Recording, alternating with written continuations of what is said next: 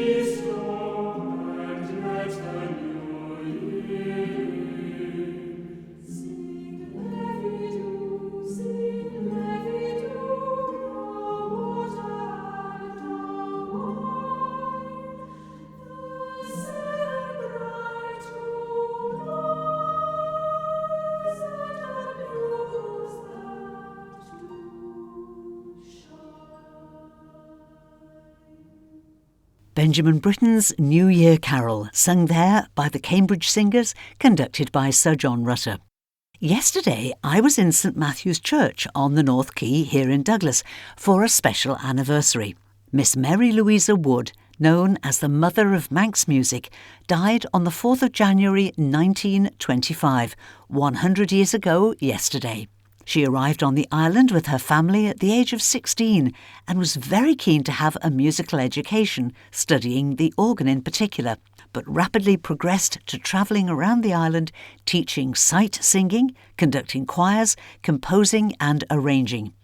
She became organist at Old St Matthew's Church, St Barnabas, St Germans in Peel and Kirkbraden, and her suggestion to include choir competitions in the Industrial and Fine Arts Guild exhibition in 1892 laid the small foundation for what was to become our week-long Manx Music, Speech and Dance Festival, known as the Guild. There's much more that could be said about Miss M.L. Wood if I had more time. But for now, let me tell you that yesterday's 100th anniversary was marked by the placing of the magnificent bronze bust of Miss Wood, the creation of local sculptor Stephanie Quayle-Jackson, in its permanent resting place in the Lady Chapel in St Matthew's Church, where Miss Wood's memorial window can also be seen. The bronze is on a specially designed plinth, the work of another local craftsman, Graham Hall of Grenaby, who used a spar taken from the Laxey wheel, available to him as the wheel was undergoing repairs at the time.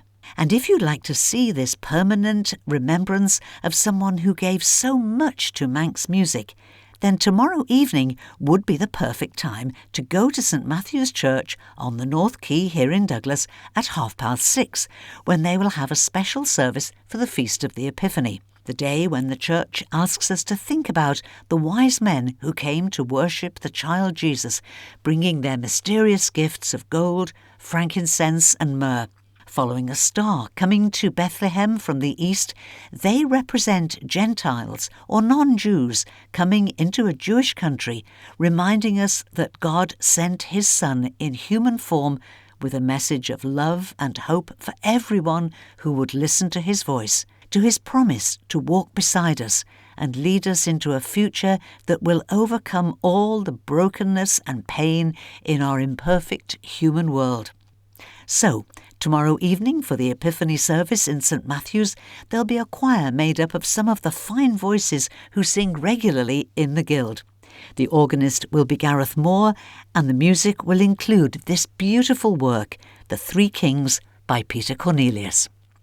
Three kings from Persian lands afar, to Jordan follow the pointing star, and this the quest of the travellers three, where the newborn King of the Jews may be. For royal gifts they bear for the King, gold, incense, myrrh, their offering.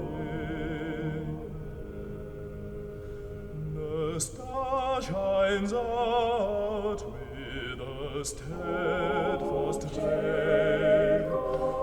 The kings to Bethlehem make their way, and there in worship they bend the knee as Mary's child in her lap they see. Their royal gifts they show to the King, gold, incense, myrrh, their offering.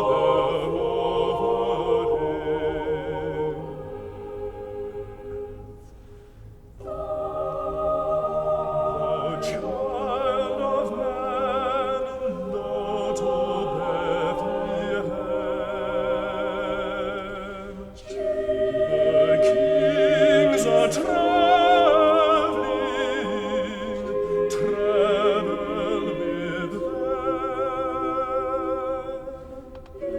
The star of mercy, the star of grace, shall lead thy heart to its resting place. Gold, incense, myrrh thou canst not bring, offer thy heart to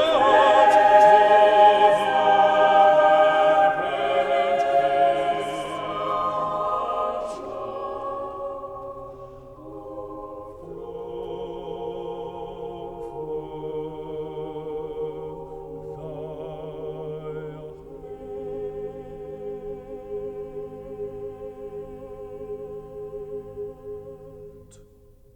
the choir of King's College, Cambridge and the Three Kings.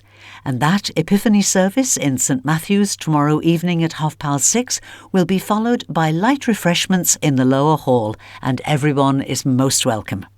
We're staying with the theme of music as I welcome another enthusiastic and inspirational musician, Ruth Keggin-Gell.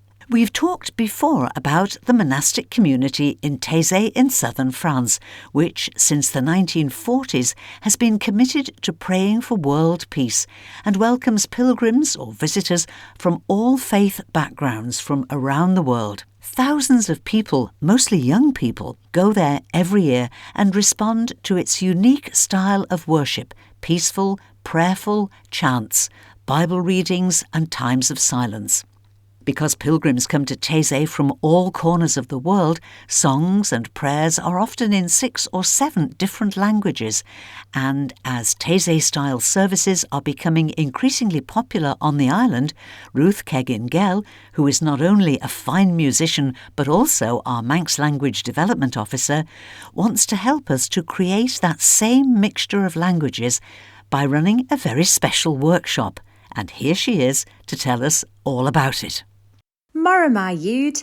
Good morning, Jude. It's Ruth Keggin-Gell here from Culture Vannon, and I just wanted to let you and your listeners know about a workshop that I'll be running this Friday, the 10th of January, at Trinity Methodist Church in Douglas between 6:30 to 8:30. It's a Taize workshop.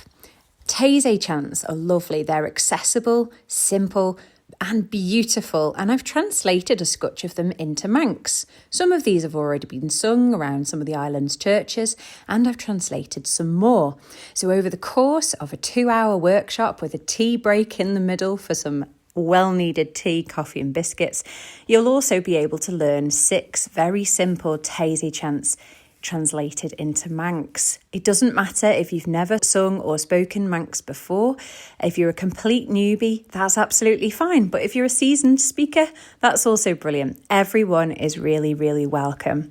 So that's this Friday, the 10th of January, between 6:30 and 8:30 at Trinity Methodist Church in Douglas, and it's completely free to come to.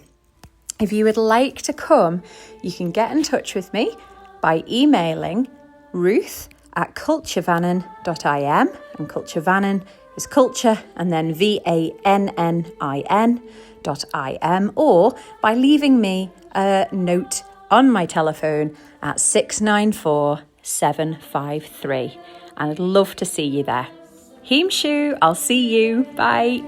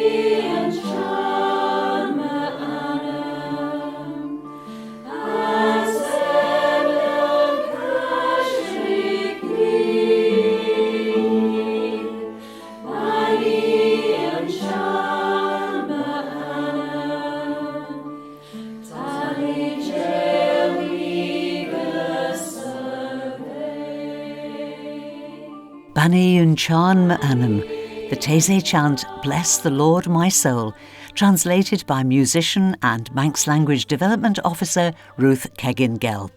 And that's one of the chants that Ruth will be teaching on Friday night. Gareth Moore is training to be a Methodist local preacher and, as we all know, is a gifted musician.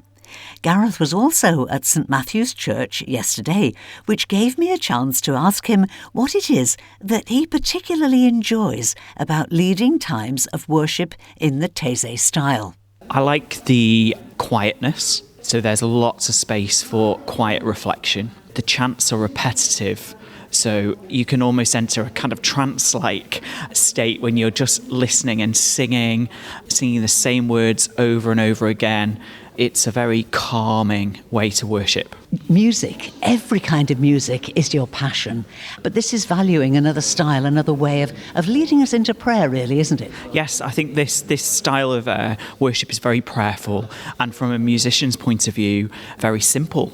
And there's something lovely about that simplicity. You can take something so simple and then layer it. So, it might be a little descant line that comes in over the top from one of the singers, or it might be one of the instrumental parts, just layering something a little bit different to develop that simple idea.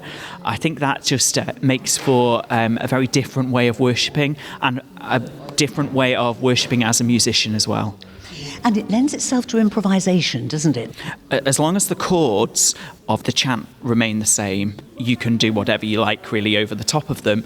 And that's fun to do as a musician too, because you can just be creative, yet you've still got that simple chord progression that kind of anchors the whole thing together, so it never has that risk of running away. How important is language? How important is it to you as a Manxman to hear these chants now available to be sung in Manx? I think it's really important that we can celebrate our heritage in this way by using our language in worship. And because it's so simple, because it repeats so much, the chant is easily picked up. The text is easy to kind of get a hold of if you're not a speaker.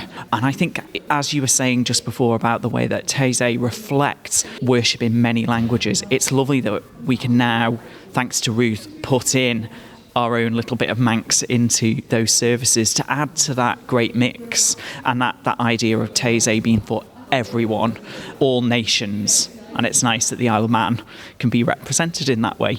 So we've got Ruth's workshop this Friday. Next Sunday evening, you will be leading Taize worship in Ballagarey, won't you? That's right. We tend to run maybe one or two Taize services at Ballagarey through the year, and we always do one in January by candlelight. So it's nice and atmospheric. Next Sunday, January the 12th, 6:30, Ballagarey Chapel at St Mark's.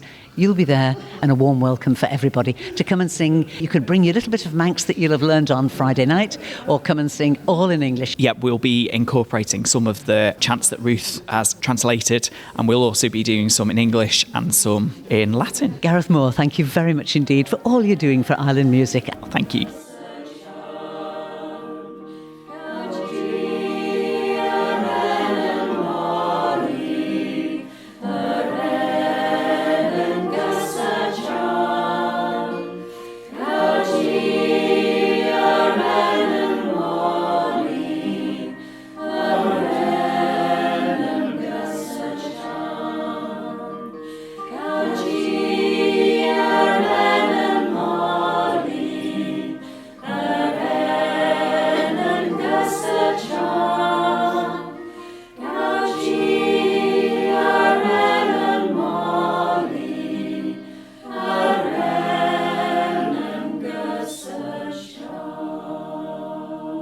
Gauji Areren Molly, sing songs of praise, another Taize chant translated into Manx, and another that Ruth Keggin-Gell will be teaching this Friday night at Trinity Methodist Church at Rosemount here in Douglas, starting at 6:30.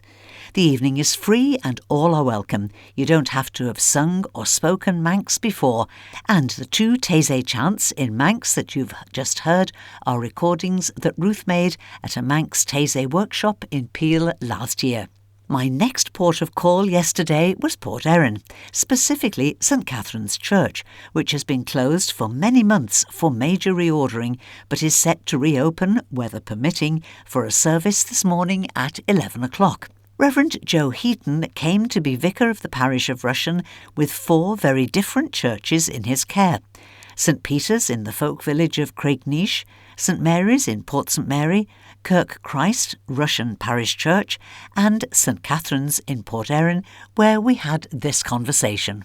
It was about 14 years ago I came to the island, and it's been lovely. I feel very privileged to be the vicar of Rushen Parish. What you've done over those years is looked at the churches and see how you can not just change for change's sake, but how you can reinterpret those churches to take them back to the closest you could be to what they were originally designed to look like, and to make them fit for the community today. So you're looking back and looking forward at the same time. Is that a fair comment? Yeah, that's a fair comment. So this is the 4th church I've now reordered, and in each of them I've wanted to preserve the heritage that's there, but also try and make them much more of a community space that people can come into for a variety of different things, be it concerts or just to get together, really. So at St Mary's we're doing a coffee and chat at the back each Monday morning. So it's become much more of a community space since the reordering that happened last year. So at St Mary's and Port St Mary, you've developed a sizable area at the back of the church, which can be independently heated with economical heating, as well as dealing with generally, the problems of dampness and rot that all old buildings collect over the years. But you've also done in St Mary's and here in St Catherine's, made it more welcoming by putting glass panels in the doors. Now that's very important to you, isn't it? It is. It means that a visitor can come into the porch and see what's going on inside the church. I often feel that some of our churches have become like fortresses, that they've got so many different doorways to get through before you actually enter the main part of the building. And part of being welcoming is to make it as easy as possible in order to get into church. So I think in each of our reorderings we've made sure that they are fully accessible. We've removed the steps that used to be there, so that if you have limited mobility or in a wheelchair, you can just go straight in without any complications. And just to make our porches much more light, so that they are a welcoming space when people come through the doors. Now, we're in the porch in St Catherine's, and first of all, along the way, you've uncovered a few treasures, haven't you? Yeah. Because you took a big carpet and found a beautiful, original black and white tiled porch, so that has been uncovered. But alongside that, you've got a beautiful new window, and it's been designed, in fact, by one of your readers, by Margaret Galloway. Margaret has a long history of being involved in Manx crosses. She wrote a thesis in her early years, and I think it was a joy and a delight for her to design something that just brought all that together, and that would be a new window for St Catherine's. So if we go into the church itself, all the pews have gone, replaced by chairs. But if we look up to the altar area, there's beautiful original woodwork. It's become a much more spacious church, and we've tried to marry the old and the new in a really nice way. Much more flexible space. Now, if we turn and look at the rear wall of the church, a wonderful simplicity. You've got the rose window right at the top, and then the 4 arched windows, smaller arched windows below it. Very, very simple, which does make it feel a bit like a Manx country chapel. It has that flavour about it that is deeply rooted in Manx history. Is it your intention that each church would have a different style to its worship? I think it is. So at St Mary's we've got a choir, and so they major much more in choral music. Here at St Catherine's we've got a music group, so we do much more contemporary music, but blending that also with some of the older music. So I fully expect that we'll be using our organ and music group in the same service. Up at Craignish, they do a more traditional service from the Book of Common Prayer. Yeah. Have you enjoyed doing all of this? I have, actually. It's been a project that has, first of all, started on paper and beginning to draw lots of different ideas from people in the church and just bringing all of that together. And as the project has started and then through the months that it's continued, just that witnessing a vision coming to life.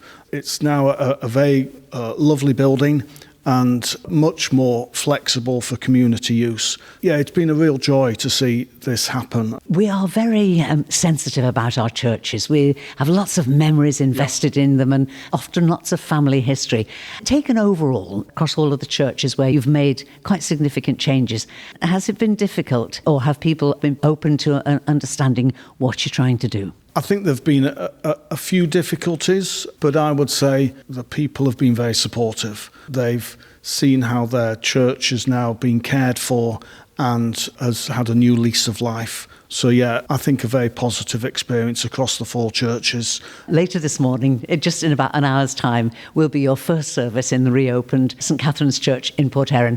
But you are going to have a special official reopening. We're going to invite the Bishop down to have a much more formal opening of St Catherine's, to dedicate the new etched window. Much of the cost that's been involved in this reordering has come from a legacy that was given by Arthur Keggin, a former church warden of this parish. We wouldn't have been able to do half of what we've been able to do without that generosity from that former church warden. The window that we've just been talking about will be dedicated to his memory. It will, yes. Canon Joe Heaton, thank you very much indeed for joining us this morning. Thank you very much. And with my thanks to Reverend Canon Joe Heaton, that's where we must close the door on St Catherine's Church in Port Erin. But weather permitting, there will be a service there at 11 o'clock this morning, and if you can get along there, you will be made very welcome. So now let's take a look at our notice board, and I'm afraid we've got to start with a notice of a cancelled service. This evening's Epiphany service, due to be held tonight at 6:30 at St Mark's and shared with friends from Ballagarey Chapel, has been cancelled in view of the weather forecast. There may be other service cancellations, and social media is often a good way to pick up on any last-minute announcements. This Tuesday the 7th in St Thomas's Church here in Douglas, there will be a STAR service. STAR stands for Still Treasured, Always Remembered, and this special service is for parents who have lost babies or had stillbirths. So that's this Tuesday, January the 7th at 2 o'clock in St Thomas's Church, which is just off the promenade close to the Gaiety Theatre here in Douglas. Now, have you tried the Coffee Lounge catch-up yet? The coffee lounge in question is in the Promenade Methodist Church here on the Prom in Douglas, close to Paparazzi, with a bus stop right outside, so very easy to find. And each Wednesday morning between 10 a.m. and 12 noon, you're welcome to pop in for a midweek catch-up over a hot cuppa and a biscuit. Tea, coffee and fruit teas are on offer, and there's even free Wi-Fi too. The Coffee Lounge at the Prom is open this and every Wednesday morning from 10 until noon. On Friday the 10th, there's a soup lunch being served at Mount Tabor, Port St Mary Methodist Church, between noon and 1 o'clock. All are welcome, no need to book, just come and share warming soup and good company. On Saturday the 11th, there's a coffee morning at Ballakilferrick Chapel. As well as the usual refreshments, there'll be a cake stall, raffle and other stalls to browse, with a warm welcome for all. Then on Saturday night, the Blue Train Big Band will be in concert in the Cathedral in Peel. That's Saturday the 11th, starting at 7:30. It's part of the Cathedral concert series and is free admission. And I'm afraid that's all that we have time for now, but I'll be back later with Sundown. A warm welcome for you to join me for our first visit of the new year to our virtual lounge. That's tonight from 9 o'clock onwards. Music, memories, stories and your requests and dedications. I'd love you to join me if you can. And so, until whenever we meet again, this is Judith saying thank you for listening, and I wish you and those you love a blessed, happy and hope-filled new year, and a very good morning.